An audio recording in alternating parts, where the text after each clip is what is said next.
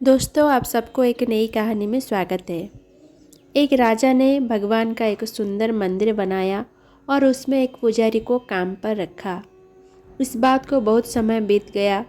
अब राजा भी बूढ़ा हो गया था, लेकिन राजा का एक नियम था कि वह हर सुबह अपने सैनिकों के साथ फूलों की माला भेजेगा और पुजारी उस माला को भगवान कृष्ण को चढ़ाता था। उसके बाद जब राजा भगवान के दर्शन के लिए आता, वो पंडित जी भगवान के गले से माला उतार कर राजा के गले में डाल देते। यह लगभग रोज की बात थी। अब पुजारी बूढ़ा हो रहा था और राजा भी बूढ़ा हो रहा था। एक दिन राजा की तबीयत खराब होने पर राजा ने सिपाहियों के हाथ पुष्पमाला भेजी और सिपाहियों से कहा कि पंडित जी को कह देना कि आज हमारी तबीयत ठीक नहीं है, आज हमारा इंतज़ार ना करे क्योंकि हम आज नहीं आ पाएंगे। फिर सिपाही ने जाकर पुजारी को पुष्पमाला दी और पंडित जी को सारी बात कह बताई। पंडित जी ने श्री कृष्ण को पुष्पमाला अर्पित की तो पंडित जी ने सोचा कि इतने वर्ष हो गए, भगवान का यह हार हमेशा राजा ने ही पहना है, लेकिन मैंने खुद आज तक इसे कभी नहीं पहना। तो आज इतने वर्षों के बाद मुझे भगवान के इस हार को धारण करने का अवसर मिला है। यह निश्चित रूप से भगवान की इच्छा है। इसीलिए यह परंपरा थी कि भगवान के उस हार को कैसे छोड़ देंगे। इसीलिए हम इस बार पंडित जी ने वह हार अपने गले में डाल दिया। तभी सिपाही दौड़ता हुआ आया और बोला कि राजा साहब मंदिर आ रहे हैं, क्योंकि महाराज की तबीयत ठीक नहीं है। आप सारी तैयारी करके रखें। इतने सालों से चली आ रही परंपरा को राजा तोड़ना नहीं चाहता था, इसीलिए वह मंदिर आने लगा। पंडित जी ने तुरंत गले से हार उतारकर भगवान को अर्पण कर दिया। पंडित जी ने सोचा कि यदि राजा को पता चल गया तो वो उसे दंड देंगे। अब जब राजा आया तो प्रतिदिन की भांति पंडित जी ने भगवान के गले से हार उतारकर राजा को पहना दिया।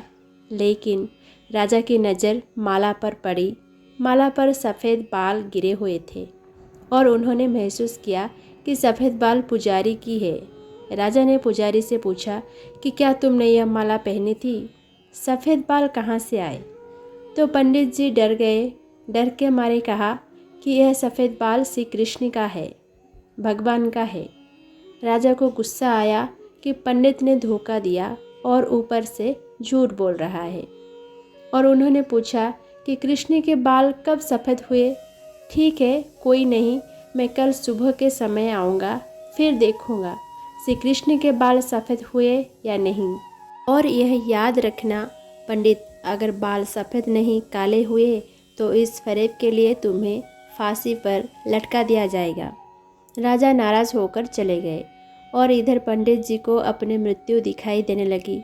उन्होंने भगवान कृष्ण को प्रणाम किया और कहा कि भगवान मुझे क्षमा करें, मुझे लोभ हुआ और सोचा कि यह माला मैं भी पहन लूँ। भगवान मुझे बचा लो, नहीं तो कल मैं निश्चिंत रूप से राजा के हाथों मारा जाऊँगा। पंडित पूरी रात भगवान से प्रार्थना करता रहा और रोता रहा।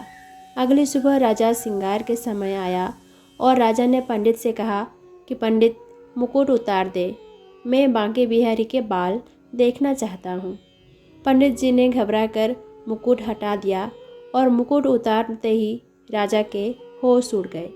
श्री कृष्ण के मूर्ति के बाल सफ़ेद थे, लेकिन राजा को लगा कि पुजारी फिर से चाल चल रहा है। क्या उसने अपनी जान बचाने के लिए उसने बाल रंगे थे?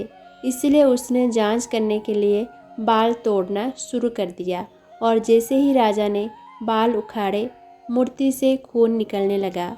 यह देखकर राजा भगवान के चरणों में गिर पड़ा और क्षमा मांगने लगा।